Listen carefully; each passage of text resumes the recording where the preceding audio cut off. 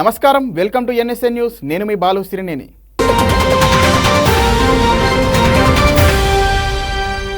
రాష్ట్ర వ్యాప్తంగా రైతు రుణమాఫీ ప్రక్రియ విజయవంతంగా ప్రారంభమైంది. 2 విడతల్లో 2 లక్షల రూపాయల రుణమాఫీని అమలు చేసే దిశగా అధికార యంత్రాంగం కదిలింది. దీంతో తెలంగాణ రైతాంగం సర్వత్రా హర్షం వ్యక్తం చేస్తోంది. పండించిన పంటకు గిట్టుబాటు ధర లేక పూర్తిగా డీలాపడి సమస్యలతో కొట్టుమిట్టాడుతున్న తమకు కాంగ్రెస్ ప్రభుత్వం 2 లక్షల రుణమాఫీతో అధికార ప్రభుత్వంపై తమకు మరింత నమ్మకం పెరిగిందని అంటున్నారు ప్రజలు. కాంగ్రెస్ పాలనపై ప్రజల్లో నమ్మకం పెరిగేలా కృషి చేస్తున్నారు సీఎం రేవంత్ రెడ్డి. నిరుద్యోగుల బాధలు అర్థం చేసుకున్న సీఎం గ్రూప్ పరీక్షలు వాయిదా వేశారు. అసెంబ్లీ సాక్షిగా జాబ్ క్యాలెండర్ ప్రకటిస్తామని చెప్పారు సీఎం. మరోపక్క 6 గ్యారంటీల అమలుకు కసరత్తు చేస్తున్నారు. రాష్ట్ర అధ్యయనం పెరిగేలా అధికారుల నుంచి సూచనలు సలహాలు తీసుకుంటున్నారు ఆయన. ఇటీవల తెలంగాణ దశాబ్ది ఉత్సవాలను సైతం ఘనంగా జరిపించారు. తెలంగాణ ఇచ్చింది కాంగ్రెస్సే అని ప్రజలకు వివరించే ప్రయత్నాలు చేస్తున్నారు. ఇప్పుడు రాష్ట్రంలో ఎక్కడ చూసినా రుణమాఫీ గురించే చర్చలు జరుగుతున్నాయి.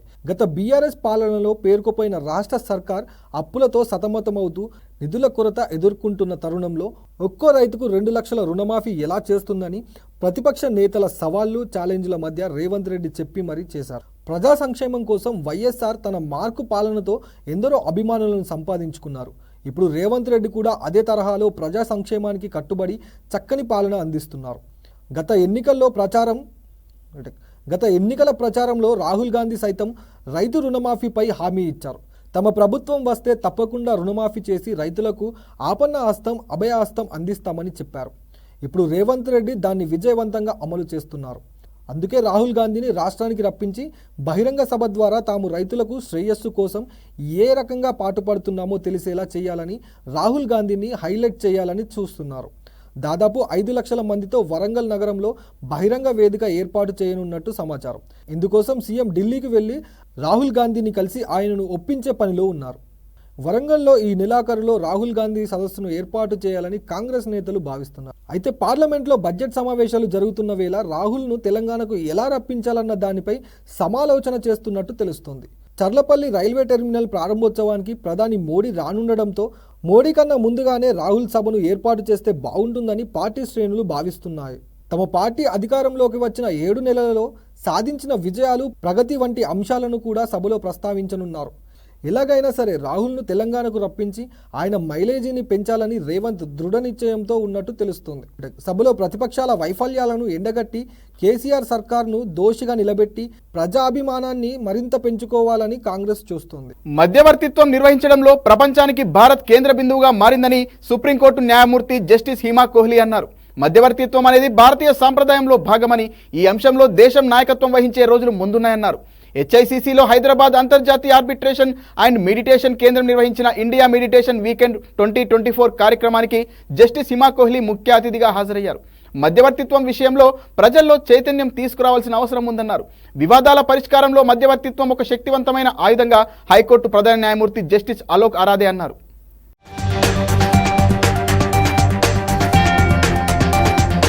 ఆషాఢ మాసంలో ప్రారంభమయ్యే లష్కర్ బోనాలతో సికింద్రాబాద్ ఉజ్జయిని మహంకాళి అమ్మవారి ఆలయం సందడిగా మారింది. బోనాల ఉత్సవాలకు వచ్చే భక్తులకు ఎలాంటి ఇబ్బందులు తలెత్తకుండా రాష్ట్ర ప్రభుత్వం పటిష్ట ఏర్పాట్లు చేసింది.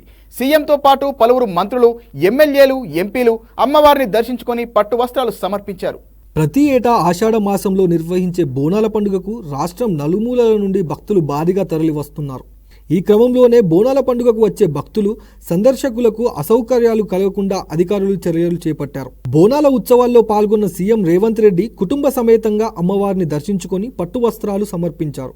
హైదరాబాద్ ఇన్ఛార్జ్ మంత్రి పొన్నం ప్రభాకర్ గౌడ్ కుటుంబ సమేతంగా అమ్మవారికి తొలి బోనం సమర్పించి మొక్కులు చెల్లించుకున్నారు. రైతులు పాడి పంటలతో సమృద్ధిగా ఉండాలని అమ్మవారిని కోరుకున్నట్టు మంత్రి పొన్నం వెల్లడించారు.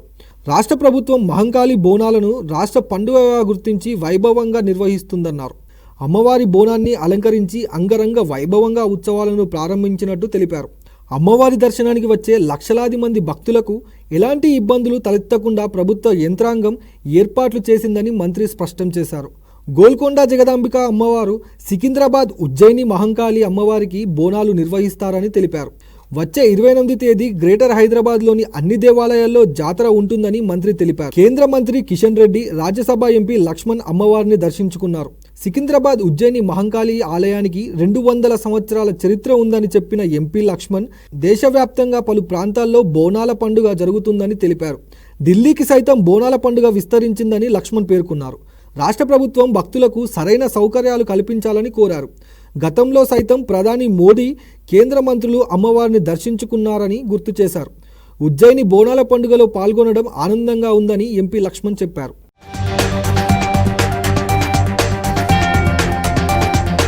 గత ప్రభుత్వ చర్యలతో రాష్ట్రం ఆర్థిక సమస్యలు ఎదుర్కొంటున్న రైతులకిచ్చిన మాట ప్రకారం రుణమాఫీ చేశామని పర్యాటక శాఖ మంత్రి జూపల్లి కృష్ణారావు తెలిపారు.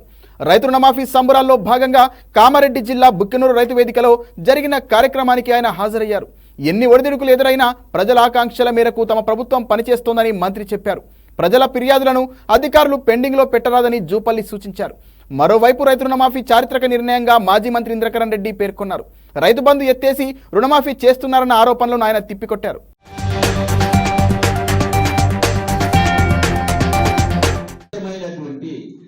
పారదర్శకమైన పరిపాలన రావాలి.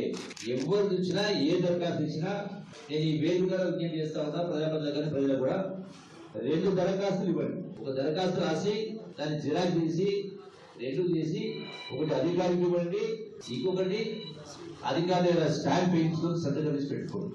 వారం రోజుల్లో అది అయితే మంచిది చేసేది, కానీ ఉంటే ఎందుకు కావడం లేదో రిజెక్ట్ చేయండి. కానీ పెండింగ్ పెట్టి నెలల తరబడి తిరిగి కాలం చేసి అది ఏ విషయంలో ప్రజాపాలన కొనసాగుతుంది. మీరేది చెప్పిన ప్రాజెక్టుల గురించి కూడా ఎప్పుడైతే ఈ యొక్క రైతు రుణమాఫీ జరిగిందో మిగతా అభివృద్ధి కార్యక్రమం జరిగితే ఒకదాని జరుగుతాయి. ఒకటేసారి కావాలంటే ఒకటేసారి లక్ష్యమంత్రం కావాలంటే అన్ని జరిగేది కాదు. కాబట్టి తప్పకుండా నిరాశ నిస్పృహలకు లోను కావద్దు. మరి భారతదేశ చరిత్రలో ఏ రాష్ట్రంలో కూడా ఎక్కడ కూడా 2 లక్షల రూపాయల వరకు రుణమాఫీ అనే కార్యక్రమం ఇప్పటిదాకా తీసుకోలేదు. రైతు బంధు అనే కార్యక్రమం ఏదైతే మనము రైతు భరోసా అని చెప్పి దాని పేరు కాంగ్రెస్ పార్టీ మార్చడం జరిగింది. దీనికి గతంలో 100 ఎకరాల నుండి పడవబడ్డటువంటి భూములకు ఇవ్వడం జరిగింది. వాస్తవంగా ఎవరైతే రైతు భూమి సేద్యం చేస్తున్నారో ఆ రైతుకే ఇవ్వాలని చెప్పి ఒక నిర్ణయంతో మరి అన్ని జిల్లాలలో ఈ రైతుల యొక్క సలహాలు సూచనలు తీసుకొని ఈ రైతు భరోసా కార్యక్రమం కూడా ఉంటుంది. రుణమాఫీ చేస్తున్నామని రైతులను కాంగ్రెస్ ప్రభుత్వం మోసం చేస్తోందని బీజేపీ విమర్శించింది. రుణమాఫీ అమలులో రైతులను ప్రభుత్వం గందరగోళానికి గురి చేస్తోందని ఆ పార్టీ ఎమ్మెల్యే పాయల్ శంకర్ ఆరోపించారు. మేనిఫెస్టోలో చెప్పినట్లుగా ప్రతి రైతుకు రుణమాఫీ చేయాల్సిందేనని బీజేపీ శాసనసభ పక్ష నేత ఏలేటి మహేశ్వర్ రెడ్డి డిమాండ్ చేశారు. రాష్ట్రంలో ప్రజా వ్యతిరేక పాలన కొనసాగుతుందని ఆయన విమర్శించారు.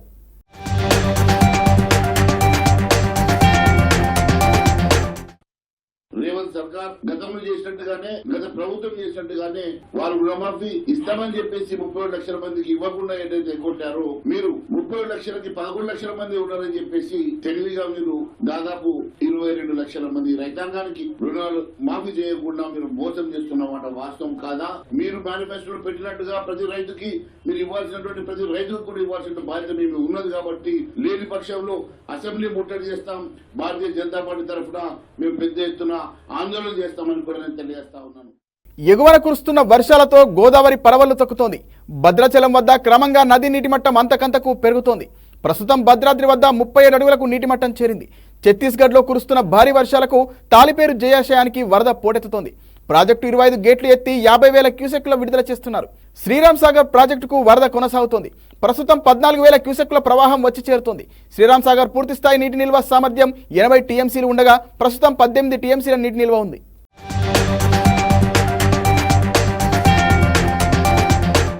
ఎగువన కర్ణాటక, మహారాష్ట్రలో కురుస్తున్న వర్షాలకు కృష్ణా పరివాహక ప్రాజెక్టులకు వరద రాక పెరిగింది. ఆల్మట్టి, నారాయణపూర్ నుంచి వస్తున్న వరద తాకిడితో జూరాల జలాశయం 17 గేట్లు ఎత్తి నీటిని దిగువకు వదులుతున్నారు. జూరాలకు ప్రస్తుతం ఇన్ఫ్లో 83,000 క్యూసెక్కులు ఉండగా అవుట్ఫ్లో 117,000 క్యూసెక్కులుగా ఉంది. నెట్టెంపాడు, భీమా, కోయల్ సాగర్, జూరాల కుడి ఎడమ కాలువలకు సాగునీరు విడుదల చేస్తున్నారు. జూరాల నుంచి జల విద్యుత్ ఉత్పత్తి మొదలుపెట్టారు. ప్రస్తుతం జూరాల పూర్తి నీటి నిల్వ సామర్థ్యం 9.5 టీఎంసీలు కాగా ప్రస్తుతం 7 టీఎంసీలు నిల్వ ఉన్నాయి.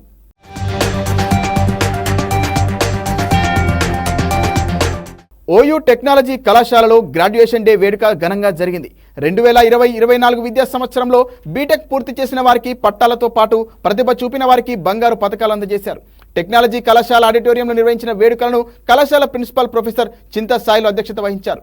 సెంట్రల్ యూనివర్సిటీ ఆఫ్ కాశ్మీర్ ఉపకులపతి ప్రొఫెసర్ రవీంద్రనాథ్ ముఖ్య అతిథిగా హాజరయ్యారు. టెక్నాలజీ విద్యార్థులకు అనేక అవకాశాలు, మంచి భవిష్యత్తు ఉంటుందన్న రవీంద్రనాథ్ విద్యార్థులు వారి వారి రంగాల్లో ఉన్న సమస్యలను పరిష్కరించే నైపుణ్యం సాధించుకోవాలన్నారు. గత విద్యా సంవత్సరంలో విశేష ప్రతిభ కనబరిచిన నలుగురికి బంగారు పతకాలు ప్రదానం చేశారు. కార్యక్రమంలో మొత్తం 116 మంది విద్యార్థులకు పట్టాలను ప్రదానం చేశారు. మరో నలుగురికి తొలిసారిగా డిగ్రీలను అందజేశారు.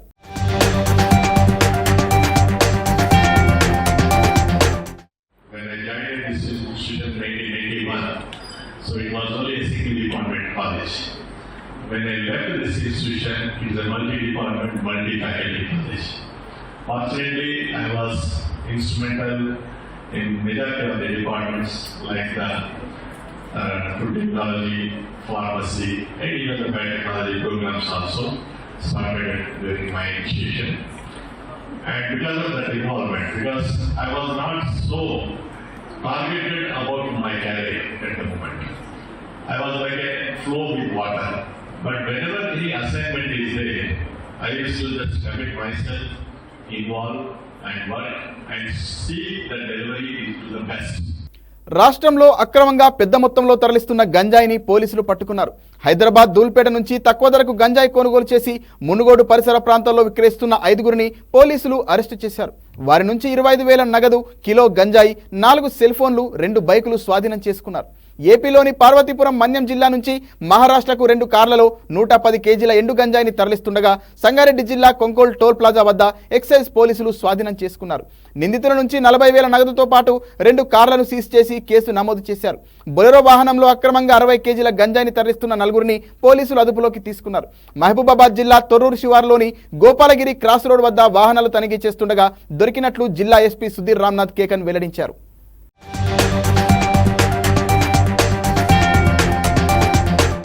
రంగారెడ్డి జిల్లా మైలార్దేవుపల్లి మండలం కాటేదాన్లో దొంగలు హల్చల్ చేశారు. ఓ బ్యాటరీ ఫ్యాక్టరీలోకి చొరబడి 50 లక్షల నగదు ఎత్తుకెళ్లారు. మారణాయుధాలతో కంపెనీలోకి వెళ్లిన దుండగులు అక్కడున్న సెక్యూరిటీని కత్తితో బెదిరించి అల్మారా పగలగొట్టి నగదు అపహరించారు. ఘటనపై కేసు నమోదు చేసుకున్న పోలీసులు దొంగల కోసం గాలింపు చర్యలు చేపట్టారు.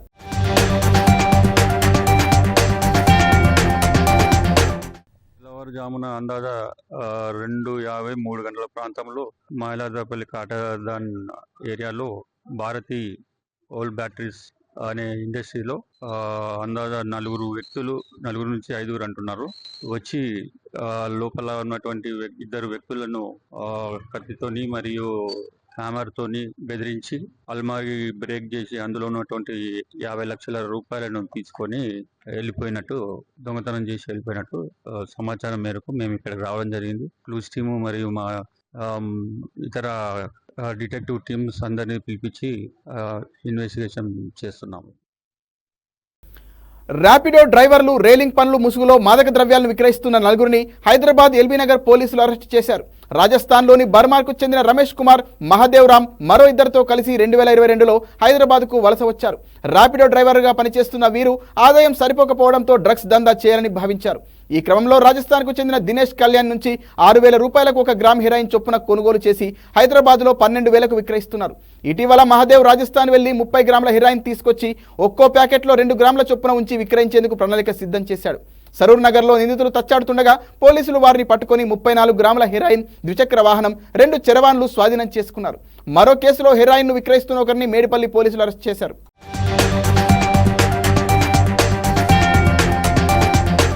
రాష్ట్రంలో పాఠశాలల వేళలు మారుస్తూ విద్యాశాఖ ఉత్తర్వులు జారీ చేసింది.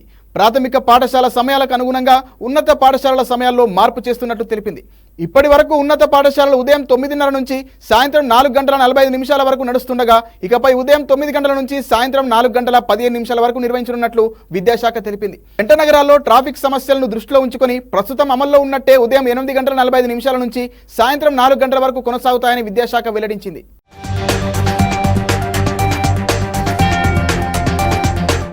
వర్షాలతో ఇబ్బంది పడుతున్న మంగళగిరిలోని కొండ ప్రాంత వాసులకు లోకేష్ సాయం చేశారు. ఇళ్లలోకి వరద నీరు చేరి చేసుకునేందుకు పనులు లేక రోడ్డున పడ్డ ఎస్టీ కాలనీ వాసులకు ఆహారం అందించి కడుపు నింపారు. స్థానిక నాయకుల ద్వారా సమాచారం అందుకున్న లోకేష్ వెంటనే స్పందించారు. అక్కడి నాయకుల చేత పేదవారికి ఆహార పొట్లాలు అందజేశారు. లోకేష్ స్పందనపై ఎస్టీ కాలనీ వాసులు సంతోషం వ్యక్తం చేశారు.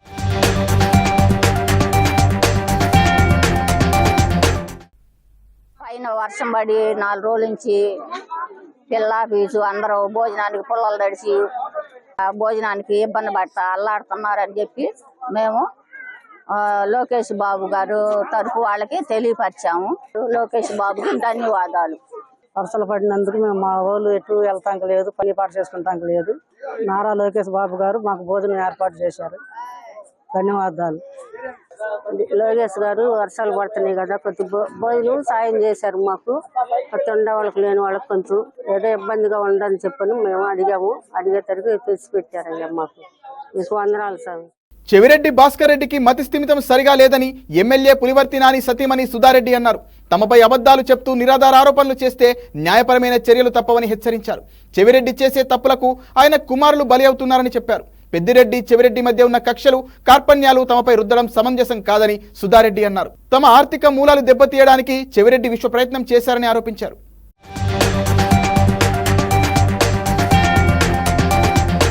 2022 సంవత్సరం 27వ తారీఖు 8వ నెల మాకు డిమాండ్ నోట్ ఇవ్వడం జరిగింది. 48 కోట్లకి మాకు డిమాండ్ నోట్ ఇచ్చారు. ఇమ్మీడియట్గా మీకు కావాలి అంటే 250 కోట్లు పెడితే మీకు ఇస్తామని చెప్పారు. ఆ క్వారీ విలువే 30 కోట్ల కంటే ఉండదు. మా ఫ్యాక్టరీలు నడవలేదు, బిల్లులు కట్టలేదు అన్నారు.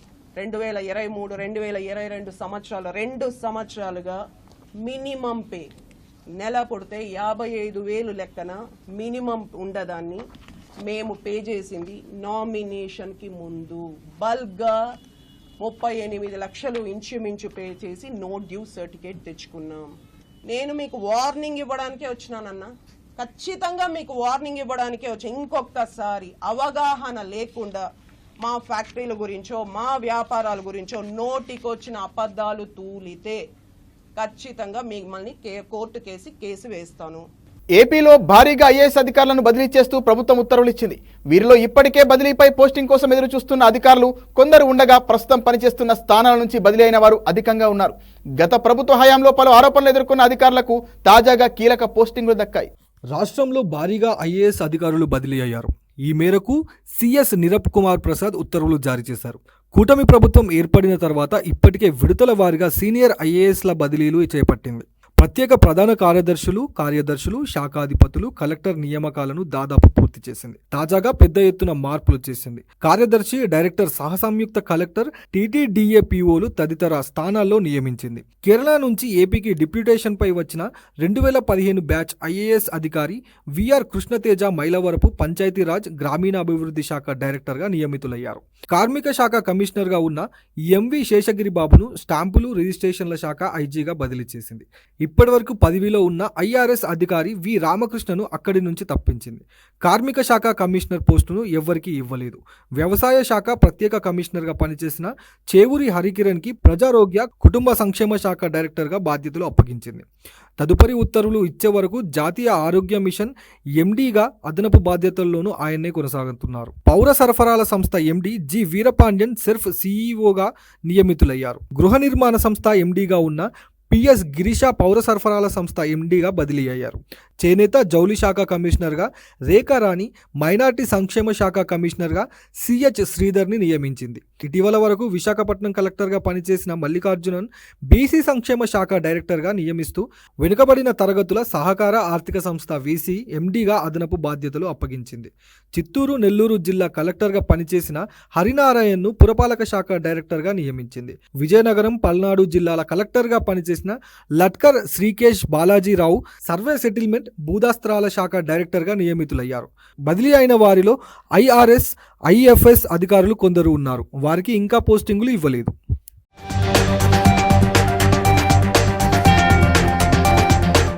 దేశవ్యాప్తంగా గురు పౌర్ణమి వేడుకలు ఘనంగా జరుగుతున్నాయి. తెల్లవారుజాము నుంచే సాయిబాబా ఆలయాలకు భక్తులు క్యూ కట్టారు. షిరిడీలో వైభవంగా గురు పౌర్ణిమను నిర్వహిస్తున్నారు. వివిధ రాష్ట్రాల నుంచి తరలివచ్చిన భక్తులు ప్రత్యేక పూజలు చేస్తున్నారు. తెలుగు రాష్ట్రాల్లోని సాయి క్షేత్రాలు భక్తులతో కిటకిటలాడుతున్నాయి. గురువును బ్రహ్మ, విష్ణు, మహేశ్వరుడిగా పూజించే సమాజం మనది. అజ్ఞానాంధకారాలను పారద్రోలి విజ్ఞాన వికాసాల వైపు మనిషిని నడిపించే మహోన్నత వ్యక్తి గురువు. ఆషాఢ మాసంలో వచ్చే పౌర్ణమిని గురు పౌర్ణిమ లేదా వ్యాస పౌర్ణిమగా జరుపుకుంటారు. వేదాలను రచించిన వ్యాసుడు జన్మించిన రోజు ఇది. జగతిని జాగృతపరిచిన ఎందరో గురుదేవులను ఈ గురు పౌర్ణిమ పర్వదినాన కొలవడం ఆనవాయితీ. అలాంటి గురు పౌర్ణిమను ప్రజలు అత్యంత భక్తి శ్రద్ధలతో జరుపుకుంటున్నారు.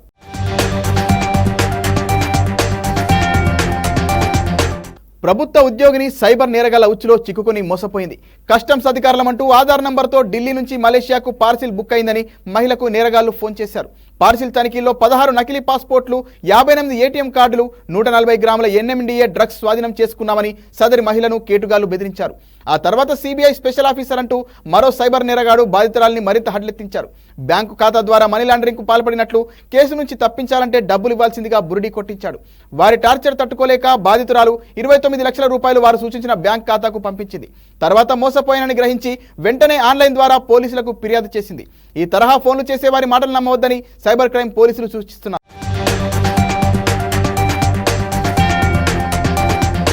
అణుబాంబులకు కావలసిన సామాగ్రిని 2-3 వారాల్లో ఉత్పత్తి చేయగల సామర్థ్యం ఇరాన్ సాధించిందని అమెరికా తెలిపింది. కొలరాడోలో ఎస్పిన్లో జరిగిన భద్రతా సదస్సులో ఆ దేశ విదేశాంగ శాఖ మంత్రి ఆంటోనీ బ్లింకెన్ ఈ వ్యాఖ్యలు చేశారు. అణుబాంబుల తయారీకి కావలసిన సామాగ్రికి ఇరాన్కు 7 ఏడాది సమయం పడుతుందనుకున్నామని అన్నారు. కానీ ఇప్పుడు ఆ దేశానికి 2-3 వారాలు చాలని పేర్కొన్నారు. ఇందుకు ట్రంప్ యంత్రాంగమే కారణమని నిందించారు. 2015లో ఇరాన్తో కుదిరిన అణు ఒప్పందం నుంచి 2018లో ట్రంప్ హయాంలో అమెరికా వైదొలిగింది. అనంతరం ఇరాన్పై ఆంక్షలు విధించింది. అప్పటి నుంచి ఇరాన్ యురేనియం శుద్ధి చేసే కార్యక్రమాన్ని వేగవంతం చేసింది.